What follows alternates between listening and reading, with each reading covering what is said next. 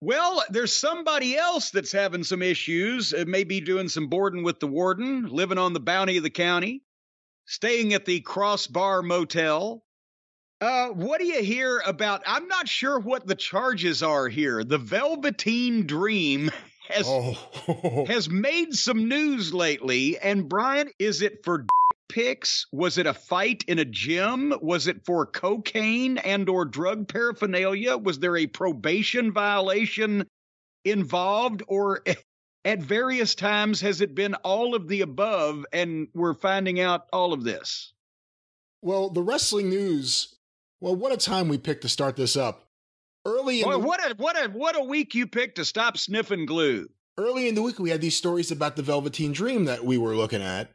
And then this EC3 interview came out about the dick pic thing. So let's separate the two incidents. The Velveteen Dream dick pic controversy, which isn't even about his own dick in the pic. It's about everyone else's dicks being in the pic. That is one thing. Pick a dick. And I guess that's what he was trying to do. Pick a dick, any dick. And other than that, there are apparently, and I'm going to look some of this up while we're talking here, a series of incidents that may or may not include every single thing you just said and more. Well, while you're looking it up, since you mentioned actually, they're not dick pics, they're dick vids, right? EC3 apparently did an interview and said that, I guess while they were all together in NXT in Florida, they were having a get-together, some of the wrestlers, at EC3's house, apartment, the place he lived, his abode. And apparently they found out that old Velveteen Dream, what's his name? Patrick Clark? Is that his name?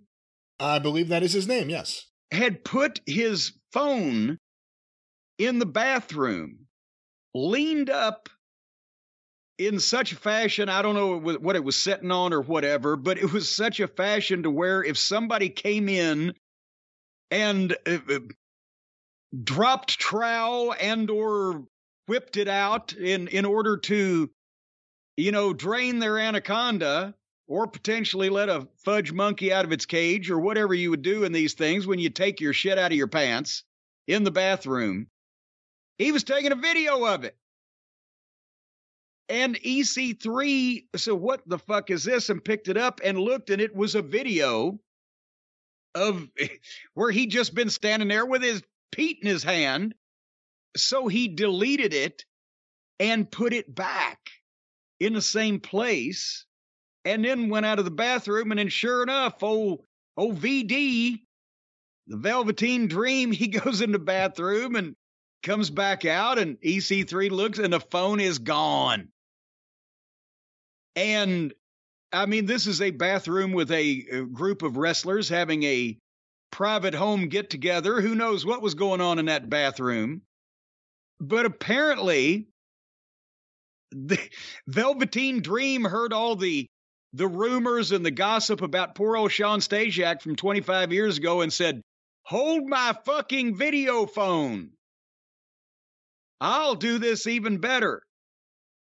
Sean was just supposedly taping guys in the locker room to see if they would talk about him behind his back.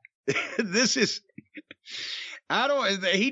Velveteen Dream was definitely not taking video of behind the people's backs. It was right out in front. Have you found any documentation on this? Have you thought maybe he's just a big Chuck Berry fan? Well, I was thinking, maybe, let's be more timely. Let's go with R. Kelly. Okay, I guess that is more timely and more fitting, maybe. Now, who would have thought that I would bring Brian Last into the fucking 21st century with his references? I have an article here from TMZ Sports. Ex-WWE superstar Velveteen Dream punched gym employee before arrest, cops say.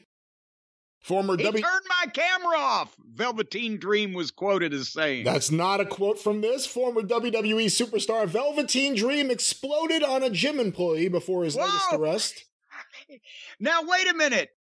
He exploded on a gym employee. Now you're trying to say he's been arrested for lewd behavior? Once again, former WWE superstar Velveteen Dream exploded on, now I can't read it, on a gym employee before his arrest last month, punching the man in the face, then biting him. Oh! He was then hired to be an agent in AEW. No, this according to a new police document obtained by TMZ Sports. The incident allegedly happened on August 20th, around 8, there's no number here, it's 8:04, and there's nothing. So 8:40-something p.m. at Club Orlando, a fitness facility in Orlando, Florida. Cops in the docks. What? That's the way they phrase that. Cops in the docks say a senior employee at the gym told them that an altercation between him and the Velveteen Dream began after he said the wrestler had to leave an area that was closed for cleaning. The man claimed Dream, real name Patrick Clark, went off on him, becoming irate and argumentative. Things allegedly got so intense, the gym employee told Clark he had to leave the building entirely. According to the docs, Clark then made his threats to kill the gym employee before he hit the guy in the face. Wait a minute. Okay, hold on. That escalated quickly. We have gone from, sir, could you leave the area that we can clean it, to, I'll kill you, mother... Cops say the gym employee told them that the two then got into a fight where Clark bit him. The two were separated by another employee at the facility. According to documents, officers arrested Clark after they observed teeth marks on the employee's left chest near the left armpit. I was going to say, bit him in the face? Was he Haku? Left chest near the left armpit. Ooh, what? Oh, wait. Okay. You know what? The guy tried to get him in a headlock. Yeah. To corral the violent felon. The Violent Dream. Court records show Clark has been charged with 2 misdemeanors, battery and trespassing on a property after warning over the incident. The records show his attorney did file a written plea of not guilty in the case. As we reported, 27-year-old Clark was arrested again just 6 days later on a warrant for a violation of probation by the Orlando Police Department. Clark first joined WWE in 2015 and ultimately left the organization in 2021. He recently appeared to be angling for a comeback, posting on his social media page for the first time in over a year. And that's the saga of the Velveteen Dream. But there's more. Oh.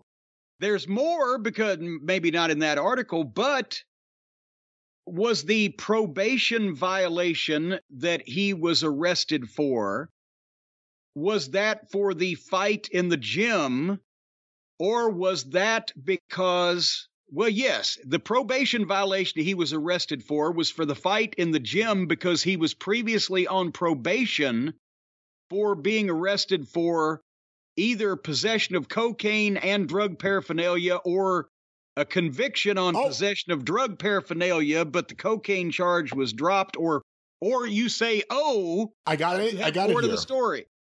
This is something here. This is from WrestlingHeadlines.com by Mark Middleton. I'll just read a section of it here.